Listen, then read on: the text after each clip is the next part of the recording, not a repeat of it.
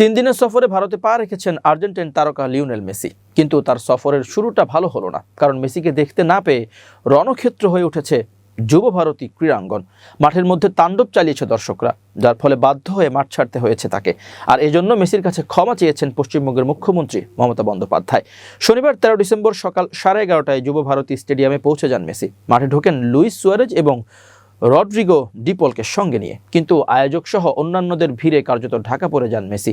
একসময় ক্ষুব্ধ ফুটবল প্রেমীরা উই ওয়ান্ট মেসি স্লোগান দিতে শুরু করেন। মেসি যুব ভারতীতে পৌঁছতেই অন্তত 70 থেকে 80 জন মানুষের ভিড় ঘিরে ধরে থাকে। মূলত মন্ত্রী কর্তারাই ঘিরে ধরেন মেসিকে। তাকে ভালো করে হাঁটার জায়গাটুকু দিচ্ছিলেন না কেউ। ক্যামেরা এবং মোবাইল হাতে ছবি তুলতে ব্যস্ত হয়ে পড়েন তারা। মেসিকে ঘিরে রাখেন নিরাপত্তা রক্ষীরা। গ্যালারি থেকে তাকে দেখা যাচ্ছিল না। চড়া দামে টিকিট কেটে মেসিকে দেখতে যাওয়া ফুটবল প্রেমীদের ভরসা ছিল স্টেডিয়ামের 3টি জায়ান্ট স্ক্রিন। মোহনবাগান এবং ডায়মন্ড হারবারের প্রাক্তন ফুটবলারদের সঙ্গে মেসি পরিচিত হওয়ার সময়ও ভিড় ঘিরেছিল তাকে।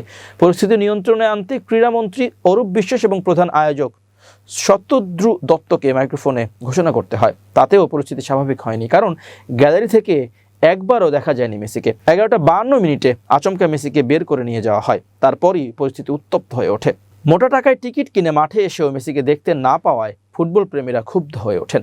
শুরু হয় গ্যালারিতে লাগানো হোর্ডিং ভাঙচুর।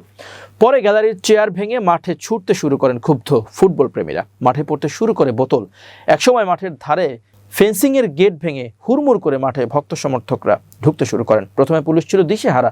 কিছুক্ষণ পর লাঠি উঁচিয়ে ক্ষুব্ধ জনতাকে তাড়া করে গ্যালারিতে পাঠিয়ে দেওয়া হয়। কিন্তু মিনিট 5 মধ্যে ফুটবল প্রেমীরা আবারও মাঠে ফিরে আসেন, কিন্তু ততক্ষণে মাঠ থেকে বেরিয়ে যান মেসি। একই অনুষ্ঠানে যোগ দেওয়ার কথা ছিল মমতা বন্দ্যোপাধ্যায়ের, কিন্তু পরিস্থিতি দেখে সেই পরিকল্পনা বাতিল করতে হয়।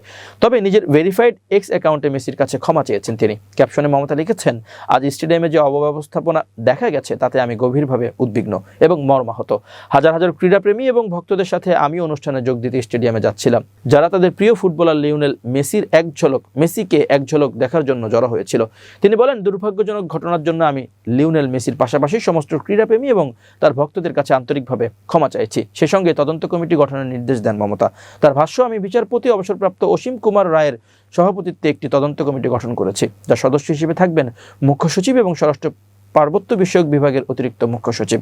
কমিটি এই ঘটনার বিস্তারিত তদন্ত করবে, দায়িত্ব নির্ধারণ করবে এবং ভবিষ্যতে এই ধরনের ঘটনা রোধে ব্যবস্থা গ্রহণের সুপারিশ করবে। তিনি আরও বলেন, আমি আবারও সকল ক্রীড়াপ্রেমীর কাছে আন্তরিকভাবে ক্ষমা চাইছি।